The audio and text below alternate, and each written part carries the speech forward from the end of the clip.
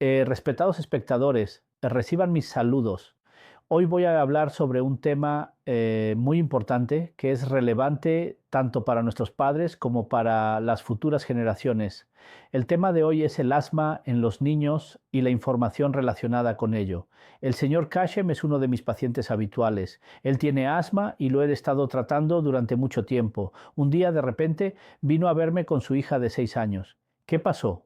La niña de repente tenía mucha dificultad para respirar, le lloraban los ojos, tenía un resfriado constante y se escuchaba un silbido en su pecho. La niña decía que sentía mucha presión en el pecho. Tanto el padre como la madre estaban muy preocupados por esto. Entonces le pregunté a la niña, ¿has tenido este tipo de problema antes? La madre dijo, no, nunca antes le había pasado. Pero resultó que anteriormente, cuando tenía fiebre leve o un poco de resfriado, la tos no se le quitaba fácilmente. La tos persistía durante mucho tiempo. Después, tomando algún antibiótico y algunos jarabes como Solmox, la tos se calmaba. Pero su madre siempre estaba preocupada. Si mi hija se resfría, será difícil curar esa tos. Entonces traté de averiguar. ¿Tiene algún problema de alergia? La madre respondió, sí, tiene muchos problemas de alergia. A veces se le hinchan las manos y los pies y le pica el cuerpo. La niña se llamaba Anania. Le pregunté, ¿juegas en la escuela? Ella respondió, intento jugar juegos de mesa como ludo o ajedrez, pero no puedo saltar, correr o jugar baloncesto, porque cuando juego me siento muy mal. Además, la niña se quejaba de que casi todo el año tenía resfriado, la nariz tapada y que esto le causaba molestias en clase. En realidad, queridos espectadores, la historia que acabo de contar sobre Anania muestra que ella sufre de asma y junto con el asma también tiene otros problemas como rinitis alérgica. A partir de su historia podemos aprender algo sobre los síntomas del asma, pero no todos los síntomas están siempre presentes. En algunos casos, el niño sufre de tos durante mucho tiempo y la tos no mejora. Los padres pueden temer que sea tuberculosis, pero después de todas las pruebas resulta que en realidad es asma. Entonces, ¿cuáles son los síntomas del asma? Por ejemplo, la tos, que generalmente es seca, un silbido en el pecho, lo que a veces llamamos un sonido musical, como el de un instrumento musical que se escucha en todo el pecho. El niño suele quejarse de presión en el pecho. Cuando hace un poco de esfuerzo, sube escaleras o juega juegos exigentes en la escuela como fútbol o baloncesto. Se cansa más fácilmente que otros compañeros. Estos son, en general, los síntomas. Entonces, tranquilicé al señor Kashem y le aseguré, el asma no es una enfermedad terrible, en los niños también. Si se hace el esfuerzo adecuado, el niño puede crecer y desarrollarse normalmente, igual que cualquier otro niño sano. Crecerá de manera normal y no tendrá problemas en el futuro. Se ha visto que muchas personas con asma han participado en los Juegos Olímpicos e incluso han ganado medallas. Pero en realidad son pacientes asmáticos. Es decir, su asma ha estado tan bien controlada que pueden jugar igual o incluso mejor que una persona completamente sana en algunos casos. Ellos han superado ese obstáculo. Ahora, se puede preguntar cómo es la prevalencia del asma a nivel mundial y en nuestro país. Una cosa es que en nuestro país está aumentando y junto con esto la contaminación ambiental también está creciendo.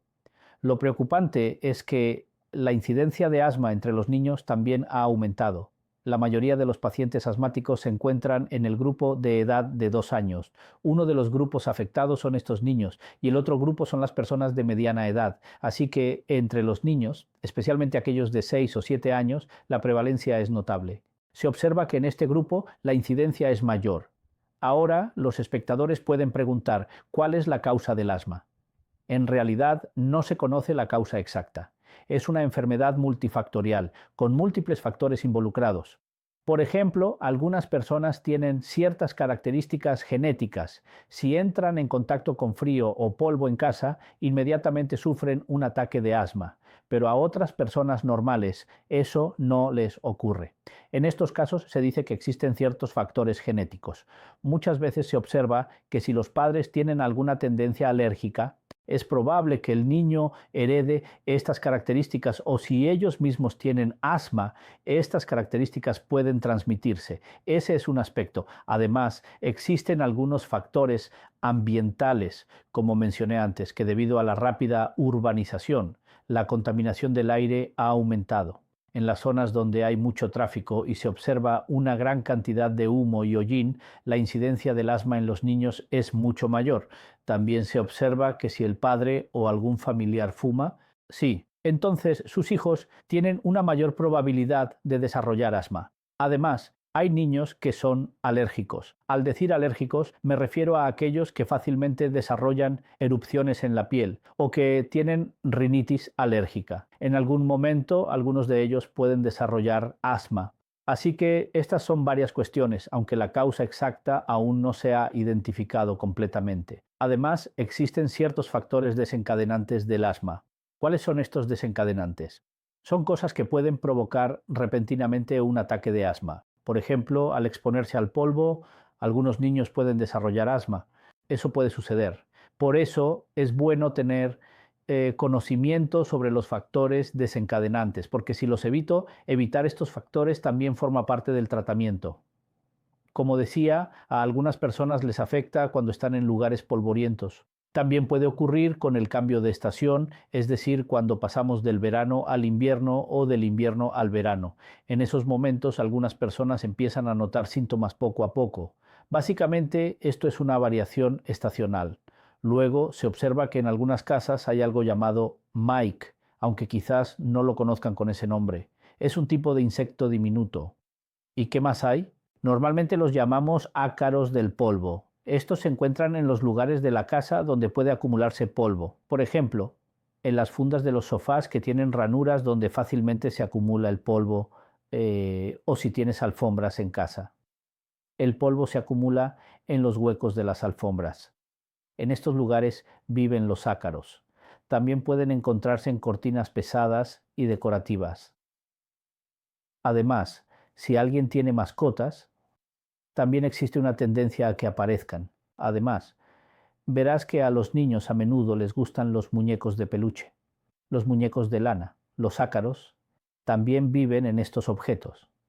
Así que, en esos casos, cuando tratamos a esos niños, les decimos que eviten estos objetos, es decir, que eviten los muñecos eléctricos, las alfombras, ese tipo de cosas. Además, si en la casa hay cucarachas, o si se usan demasiados aerosoles, espirales para mosquitos.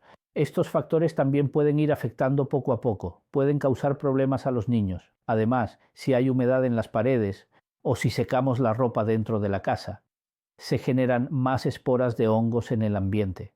Estas cosas son algunas de las principales causas de los ataques de eczema en los niños.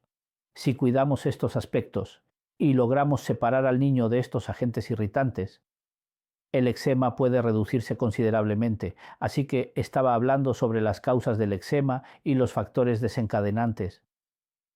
En realidad, el eczema en adultos y en niños no es algo diferente. El tratamiento para adultos y niños es básicamente el mismo. ¿Cuál es la patología básica del eczema? ¿Qué es lo que realmente sucede en este caso? Probablemente hayan notado que si la piel tiene una reacción alérgica, en algunas zonas se hincha y se pone roja. Exactamente, lo mismo ocurre con estos agentes alérgicos. Si entran en las vías respiratorias al inhalar, verán que el interior de las vías respiratorias también se hincha y se enrojece. ¿Y qué ocurre como resultado de esto? La vía respiratoria se estrecha. Cuando esto ocurre, se experimenta dificultad para respirar. Así que el tratamiento del asma consiste en evitar esa hinchazón. El objetivo es que las vías respiratorias permanezcan abiertas. Ese es el propósito principal del médico. Sin embargo, hay muchas personas que no quieren seguir el tratamiento del asma así. Bueno, es decir, lo toman a la ligera, pero en realidad no se debe tomar a la ligera. Si no tratamos adecuadamente el asma en la infancia, los cambios permanentes que ocurren después no podrán revertirse más adelante, ni siquiera con los mejores tratamientos. Además, los pulmones pueden resultar dañados. Otra cosa que siempre hay que recordar es que durante la infancia, los pulmones y las vías respiratorias están en constante crecimiento y desarrollo hacia su madurez.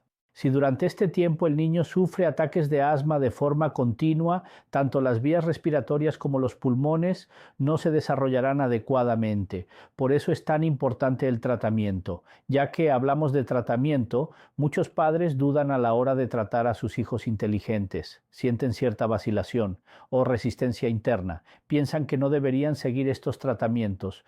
Una de las principales razones de esto es que no quieren que sus hijos usen inhaladores. Sin embargo, las madres deben entender que este es el tratamiento principal y que es un método científicamente probado.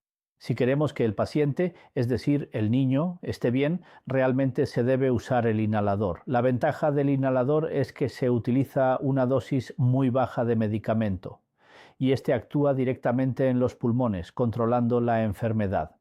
El pilar principal del tratamiento del asma es el uso de una pequeña cantidad de esteroides inhalados.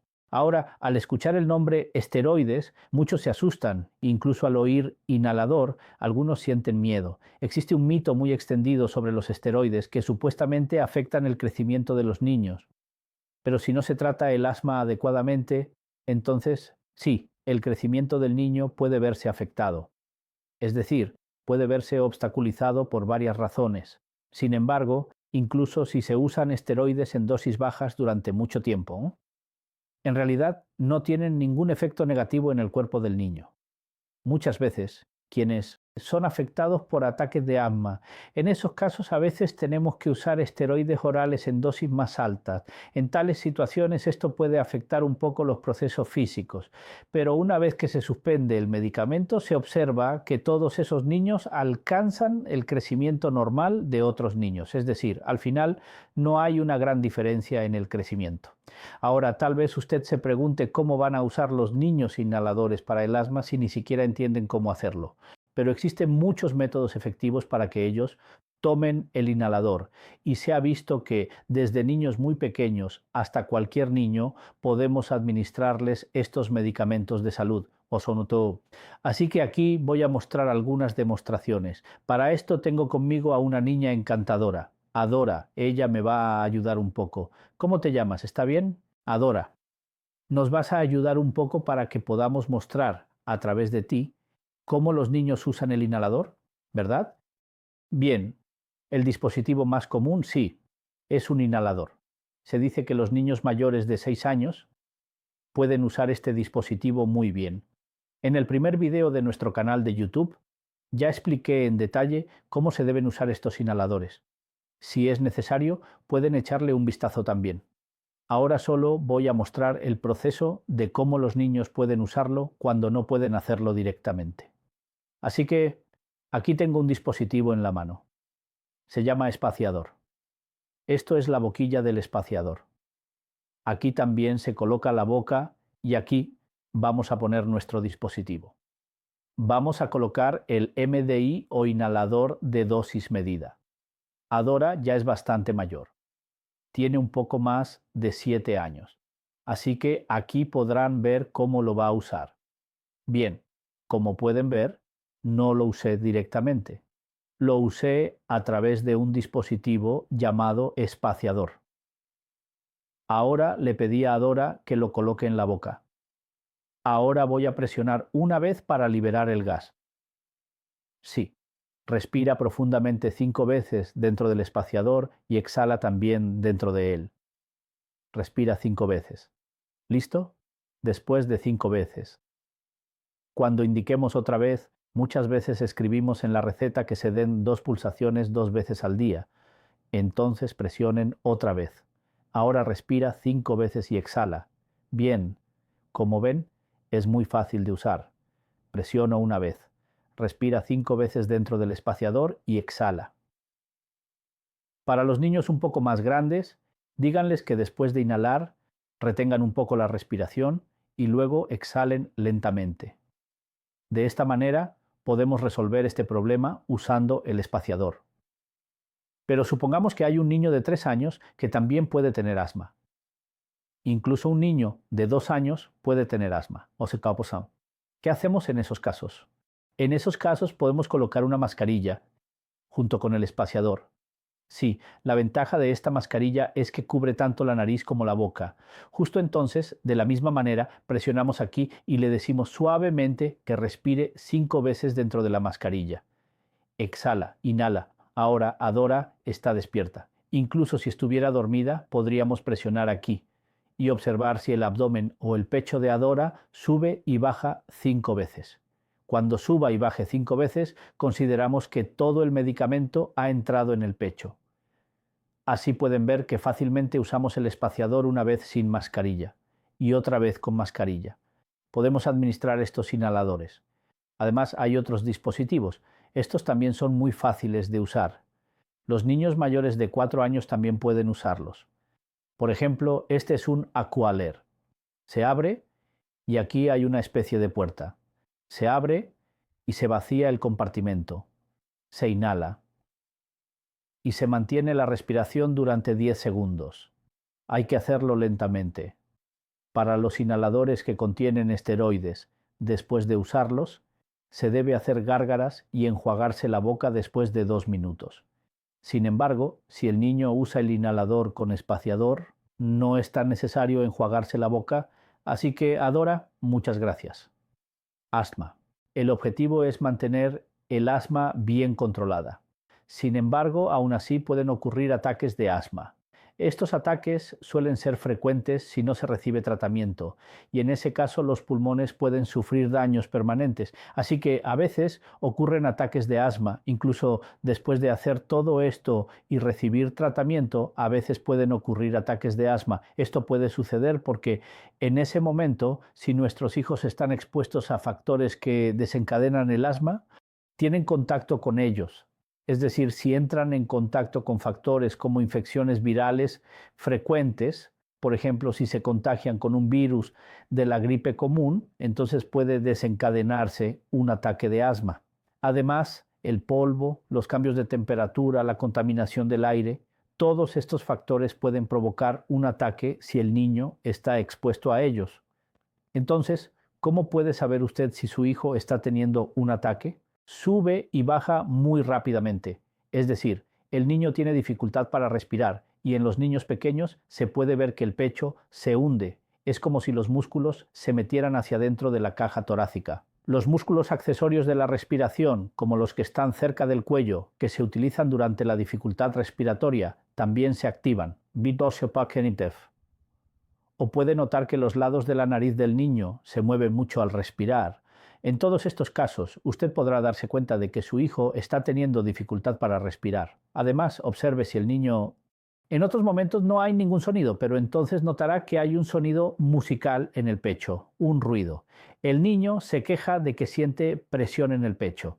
Además, algunos de los signos más graves son, por ejemplo, que los labios del niño o los lóbulos de las orejas se vuelven de color azul, lo que indica una falta de oxígeno. Esto ocurre porque la cantidad de sangre ha aumentado y estos son signos de un ataque de asma grave. Verá que el niño no puede hablar correctamente. Además, puede notar que un niño que solía jugar, ahora cuando intenta jugar un poco, se queda sin aliento. Al observar estas cosas, puede sospechar que el niño está teniendo un ataque. En este caso, el medicamento de alivio rápido, que se encuentra en el mercado bajo diferentes nombres como Astalin, Salbutamol, etc., se puede administrar inmediatamente a través de un inhalador especial.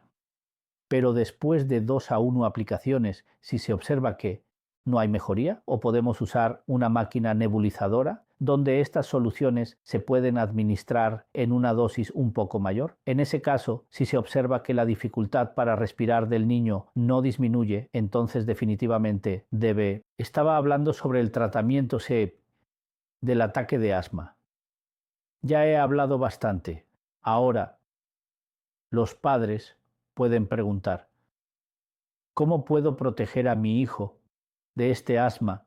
Entonces, como mencionamos las causas, por ejemplo, proteger al niño de la contaminación ambiental. Si alguien fuma cerca o si los padres fuman, deberían dejar de fumar por el bien de su hijo, para que no desarrolle asma. Hablamos también de diferentes sustancias irritantes como alfombras, cortinas pesadas, peluches. Si se pueden evitar estas cosas en casa, la probabilidad disminuye un poco.